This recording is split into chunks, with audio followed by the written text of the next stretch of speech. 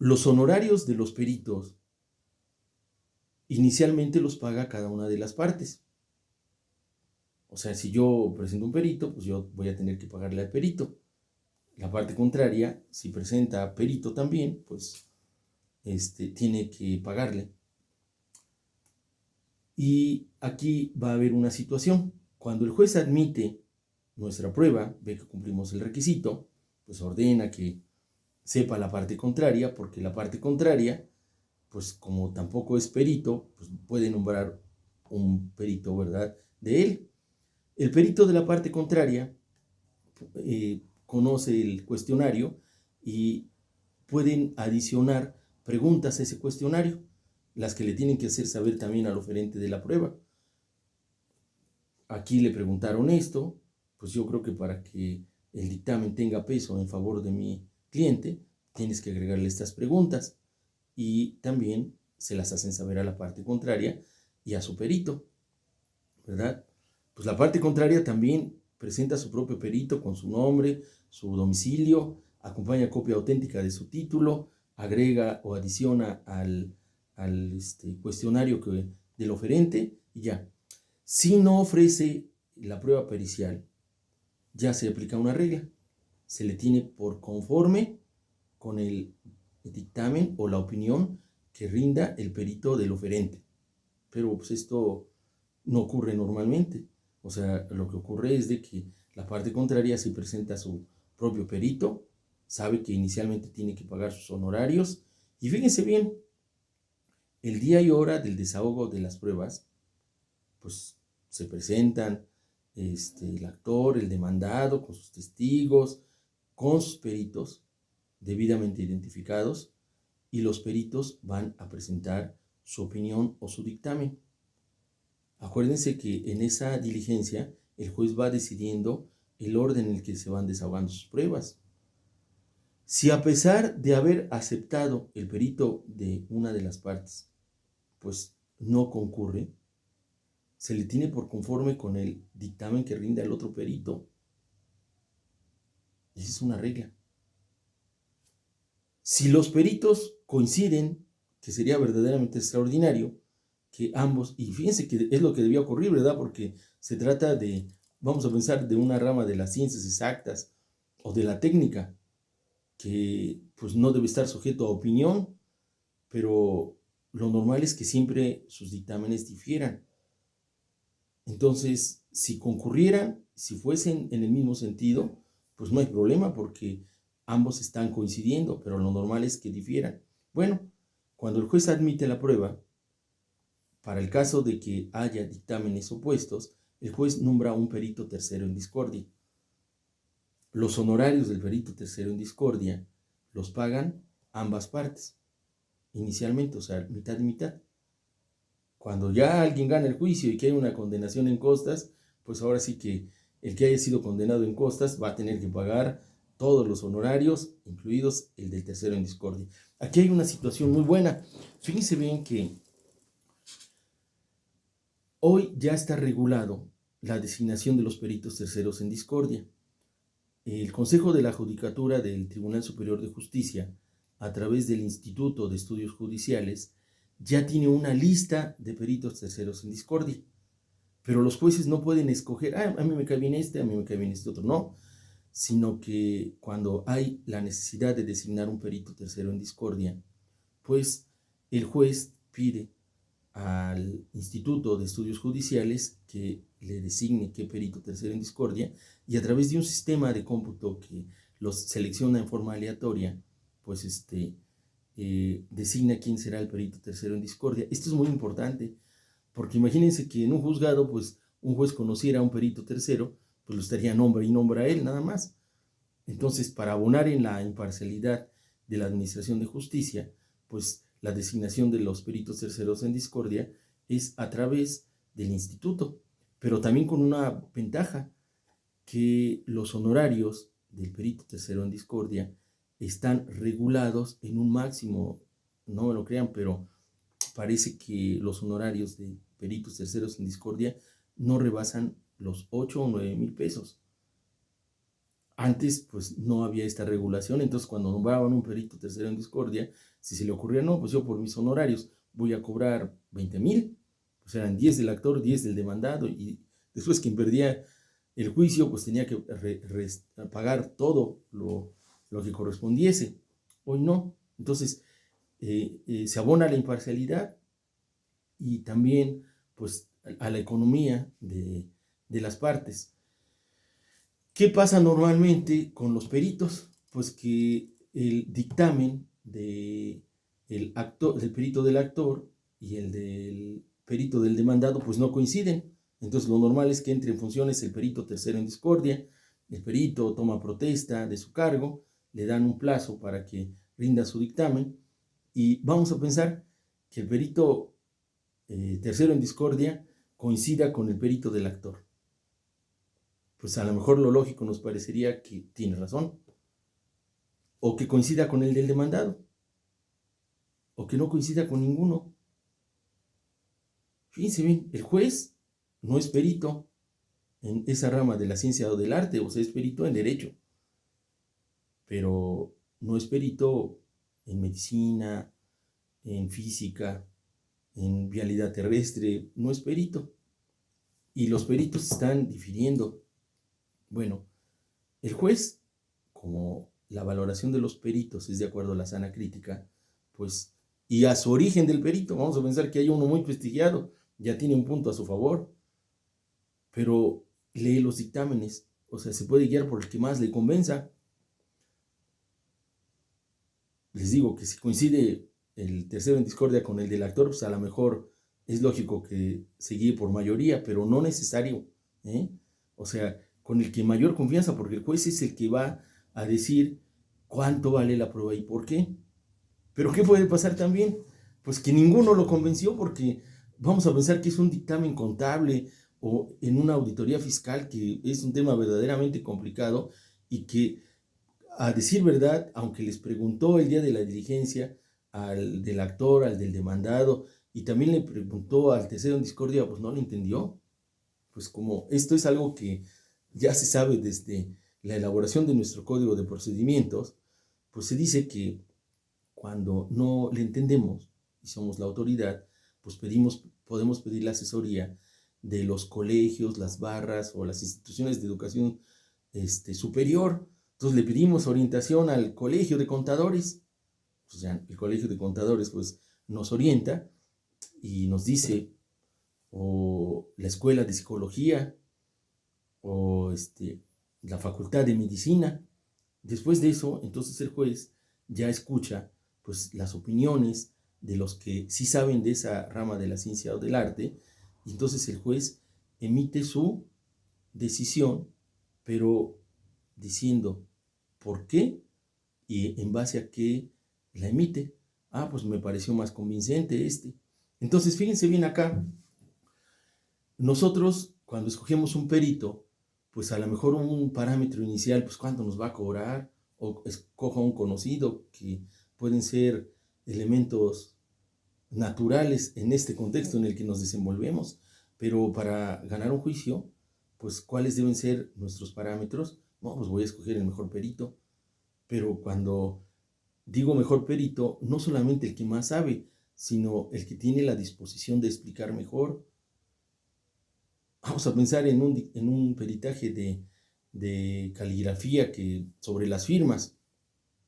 Un perito emite su dictamen por escrito, hace un muy buen análisis, pero a lo mejor, y con buenas reflexiones, pero escrito, pero al otro perito se le ocurre llevar vamos a pensar, con medios electrónicos, hacer una proyección y demostrar que la firma, que es indubitable, coincide perfectamente con la firma. La indubitable es la que ya se tiene por cierta, coincide perfectamente con la firma que se está cuestionando y la superpone. Entonces, imagínense qué grado de convicción puede tener el juez mayor, ¿verdad?, de leer un documento a verlo. Dice, miren, si es la misma firma, coincide perfectamente.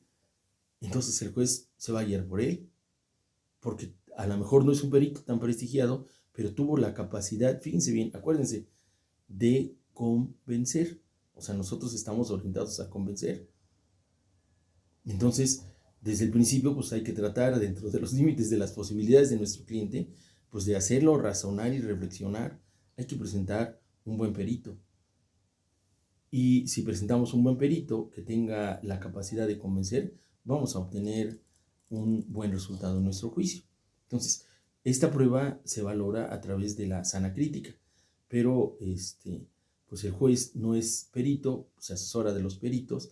El juez le puede preguntar a los peritos de las partes, al tercero en discordia, y les reitero, si por la complejidad del asunto es algo que no se entiende bien, pues le puede preguntar a los de los colegios o las barras de los profesionistas a que corresponda esa rama de la técnica, ciencia, arte u oficio.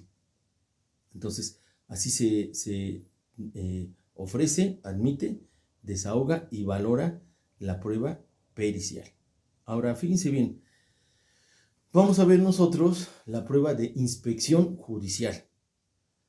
¿Y qué es la inspección judicial? Fíjense, es el acto contingente y momentáneo, donde el juez se constituye en otro lugar. Nosotros, yo creo que 99.9% de lo que es nuestra vida profesional, y si somos litigantes, lo desenvolvemos en un juzgado, y más tratándose de nuestro propio juicio, todo, consultarlo, el desahogo de las pruebas, etcétera, todo se lleva a cabo allá. Pero hay ocasiones en que tenemos que salir. La ocasión normal es la inspección judicial. ¿Por qué? Porque es el acto contingente. O sea, ocurre una sola vez, ¿verdad? La persona que ofrece la prueba, pues tiene que decir, como en todas, qué pretende probar, con qué hechos de la demanda o de la contestación están relacionados, y nos tiene que decir el lugar exacto que se tiene que inspeccionar. Si nosotros señalamos el lugar exacto, vamos a pensar que estemos en una demanda por daños y perjuicios en un inmueble, y le decimos al juez, bueno, pues yo quiero que veas cuáles son los daños del inmueble. Pues el juez, para admitir la prueba, checa que le estemos señalando el lugar exacto, todos los demás requisitos, y la admite. Esta prueba también se desahoga en la diligencia, cuando de desahogo de pruebas, alegatos y citación a sentencia. Cuando nosotros acudimos, ¿verdad? El juez escoge el orden en el que se deben desahogar, y pues aquí sí hay que orientarle, porque vamos a pensar que le señalamos el desahogo de nuestra prueba, pues cerquita de donde se lleva a cabo un mercado o un tianguis. Si ustedes le dicen al juez, bueno, a ver, y el juez les dice, pues a las 12 vamos, sí, a ver quién entra por ahí, porque como está cerca del tianguis es la hora más concurrida. Si están señaladas a las 9 de la mañana, y normalmente pues las compras en el mercado se realizan después de las 11, oiga, señor juez, ¿no quiere usted que de una vez vayamos? O si quiere usted, pues después de las 2 de la tarde, donde ya las señoras terminaron, o las personas que van a comprar terminaron de hacer su mercado, pues es la hora más propia. Entonces el juez, bueno, nos vamos desde ahorita. Si no está presente quien la ofrece, la prueba se declara desierta. Si no está presente la parte contraria, pues ¿qué es lo único que va a pasar? Pues que en el momento del desahogo no va a poder hacer las observaciones que estime pertinentes. Entonces, el oferente tiene que estar ahí. Aquí estoy, listo, a la hora que usted me indique. Y también hay que proporcionar los medios a través de los cuales se traslade el personal del juzgado. Aquí ustedes le pueden decir, oiga, licenciado, mire, si no tiene usted inconveniente, yo los llevo. Si acepta, pues qué bueno. Si no, bueno, el juez a lo mejor dice, yo me voy en mi propio vehículo para no generar ninguna suspicacia. Pues está bien, pero nosotros cumplimos con ofrecerle. Y se trasladan al lugar, y en el lugar, pues el juez, a través de sus sentidos, va a apreciar directamente lo que nosotros le estamos diciendo. Vamos a pensar que en una casa nosotros estamos reclamando los daños y perjuicios, y los daños y perjuicios consisten en que, pues, debido a que se hizo un sótano sin tomar en cuenta los mantos freáticos en tiempo de lluvias como el que estamos viviendo, pues se inunda. Imagínense ustedes que llega el juez y que nosotros, pásele señor juez, y que no pueda ni acceder al lugar que está inundado, pues vamos a tener una gran prueba, ¿verdad? Porque la inspección judicial hace prueba plena, porque el juez aprecia las cosas que nosotros le decimos en forma directa. En el desahogo pueden estar presentes la parte contraria y obviamente el abogado de la parte contraria, y pueden hacer las observaciones que estimen pertinentes. Vamos a pensar que nuestra pared que queremos que se inspeccione tiene una especie de grieta, y nosotros decimos que es un daño estructural, y la parte contraria dice, no, que estructural, si nada más está agrietado la pintura. Pues en esa diligencia, pues el juez se puede hacer acompañar de los peritos, ¿verdad? Porque acuérdense ustedes que para mejor proveer el juez puede pedir esto. Van los peritos, entonces ya el perito de la parte contraria, del que está diciendo que es un daño estructural, le dice, no, mire, permítame, vamos a raspar tantitito y vea, nada más es la pintura lo que está agrietado, la estructura está bien, pues el juez lo está apreciando a través de sus sentidos, ya no es algo que le explique el perito, que vea en foto, lo está viendo directamente. Por eso la prueba de inspección es plena, ¿verdad? La inspección judicial hace prueba plena. Entonces, nosotros acá podemos estar presentes en la diligencia. Al final de la diligencia se levanta un acta circunstanciada. Aquí esta expresión de acta circunstanciada, pues la vamos a ver nosotros en muchos actos procesales. Las actas circunstanciadas son aquellas en las que se hacen constar las circunstancias de modo, tiempo y lugar, cuándo, a qué horas, en qué lugar exacto, y el modo, cómo ocurrieron las cosas. Entonces, nosotros pues debemos estar interesados en esa prueba que es tan importante para acudir, estar presentes, ver el acta y después firmarla. La firman todos los que intervienen, la firma el juez, el secretario que fue, el personal del juzgado la levanta, si fueron los peritos, y las partes. Si una de las partes no quedó conforme, pues no se preocupen, porque acuérdense que el secretario del juzgado tiene fe. Si la parte se chiqueó porque no salieron las cosas como pensaba, pues no va a tener mayor trascendencia el hecho de que no firme.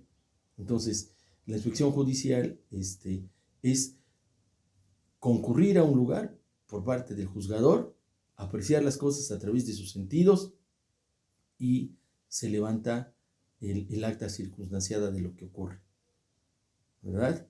Esta es. Ahora, fíjense bien, finalmente, la prueba presuncional. ¿Qué es una presunción? La presunción es una deducción que se hace porque la hace el juez, que es humana, o ya está en la ley, que es una presunción legal. ¿De qué? De un hecho conocido para averiguar uno desconocido. Fíjense bien acá. Vamos a ponernos en el tiempo. Hay hechos que nosotros pretendemos demostrar. Esos son los hechos desconocidos. Vamos a pensar, es que fulano de tal es hijo de Perengano. Bueno, ¿qué tenemos que demostrar? Pues que el papá y la mamá de ese niño estaban casados. Entonces, ese es un hecho conocido, y la ley establece que dentro del matrimonio se presume que los hijos pues corresponden a los padres. Está fácil, ¿verdad? Entonces, lo único que vamos a demostrar es que ambos son los papás. Entonces, ese hijo que nació dentro de ese matrimonio, pues se presume que es de ambos cónyuges, ¿verdad? La buena fe siempre se presume, salvo prueba en contrario. Entonces, acá se establece, fíjense bien, una deducción. Si a ustedes les gusta ver las películas de detectives o sea, las series de detectives, pues las deducciones son las conclusiones que se infieren de los hechos conocidos. Entonces, en una película normalmente o en una serie, siempre nos van dando elementos que nos van orillando a sacar una conclusión. Pues así es en la prueba presuncional. La persona que ofrece la prueba presuncional, pues también lo hace en su demanda o en su contestación de la demanda. Nos dice qué se pretende probar con la prueba presuncional, con qué hechos de la demanda o la contestación de la demanda guarda relación. Y fíjense bien, tenemos que señalar las conclusiones que pretendemos que se obtengan. Vamos a pensar en un juicio de desocupación por rescisión de contrato de arrendamiento. Pues nosotros decimos que existe el arrendamiento, ¿verdad? Que es el hecho conocido. ¿Y cuáles son las conclusiones que pretendemos que se obtenga? Pues pretendemos que se acredite que hay un incumplimiento, por ejemplo, en el pago de las rentas o en el objeto para el que fue arrendado no se cumple, lo arrendamos para casa habitación y esta persona, el arrendatario, lo utiliza para local comercial. Y esas son las conclusiones que nosotros pretendemos que se obtengan. Nosotros, fíjense bien, al ofrecer adecuadamente la prueba presuncional, también le facilitamos al juez el que sepa cuáles son las conclusiones. La persona que ofrece adecuadamente la prueba presuncional tiene idea de hacia dónde quiere llegar. Si se trata de una rescisión, a demostrar cuál es la causa del incumplimiento, ¿verdad? Entonces, si nosotros tenemos claridad, nosotros ofrecemos adecuadamente la prueba presuncional. ¿Cuál es aquí la situación que es buena? Miren, al ser aceptada nuestra prueba presuncional o ser admitida, ¿a qué está obligado el juez? A ligar todos los indicios que hay en nuestro juicio para llegar a las conclusiones que nosotros le proponemos. Pero si nosotros no les proponemos conclusiones, ¿cómo puede llegar a las mismas? Se los digo por una razón, porque fíjense que por facilitarnos el trabajo, a veces el ofrecimiento de la prueba presuncional en nuestro escrito se da en estos términos. Ofrezco la prueba presuncional legal y humana, consistente en todas las presunciones lógicas y humanas que se den en lo actuado por mí y por mi contraparte, en cuanto me favorezcan. Y ya, el juez la admite y dice, se admite la presuncional en los términos ofrecidas. O sea, no le dijimos cuál es lo que pretendemos que se concluya. Entonces, si nosotros tenemos claridad en qué es lo que pretendemos que se concluya, también orientamos al juez hacia lo que pretendemos que se concluya. Y bueno, fuera de la cortesía del juez, de decirnos que nos las admite en los términos ofrecida, pues nosotros lo que queremos es obtener una resolución favorable. Y la vamos a obtener siempre y cuando nosotros ofrezcamos adecuadamente nuestra prueba. Entonces, ¿qué tenemos que saber nosotros? Pues algo que nos enseñaron en la preparatoria o en la vocacional, donde hayan tenido su enseñanza media superior. El silogismo de un hecho desconocido, de un hecho conocido, obtener la información hacia un hecho que pretendemos demostrar o conocer. Cuando ustedes hagan su tesis, ustedes van a partir de una hipótesis. ¿Y qué, si es que la hacen, verdad? Porque hoy pues ya tenemos la titulación automática, pero cuando nosotros planteamos una hipótesis, la hipótesis es algo en lo que nosotros creemos y a lo largo de nuestra investigación nosotros lo vamos demostrando o disprobando y finalmente llegamos a una tesis. La tesis debe coincidir con nuestra hipótesis. Es exactamente lo mismo. O sea, eso es la presunción. Ahora, la ley señala presunciones humanas, que son las que hace el juez, son los razonamientos lógicos, y las presunciones legales son las que ya vienen en la ley. Dicen, pues, un hijo nacido, como les digo, dentro del matrimonio, se presume que corresponde a ambos cónyuges. Entonces, las presunciones legales ya vienen en la ley. Nosotros vamos a ver cuando tenemos en nuestro favor una presunción legal o queremos que el juez razone y que haya en nuestro favor una presunción humana. La presuncional es un razonamiento deductivo, de lo más hacia lo menos, ¿verdad? Esa es la deducción. Y para que nosotros, a partir de un hecho conocido, encontremos la demostración de un hecho desconocido. Pues estos son los medios de pruebas, compañeros. Si tienen alguna duda, pues con mucho gusto, a través de correo, me la hacen plantear y la tratamos de aclarar. Pues que tengan un buen fin de semana, que estén muy bien, compañeros, y síganse cuidando. Hasta luego.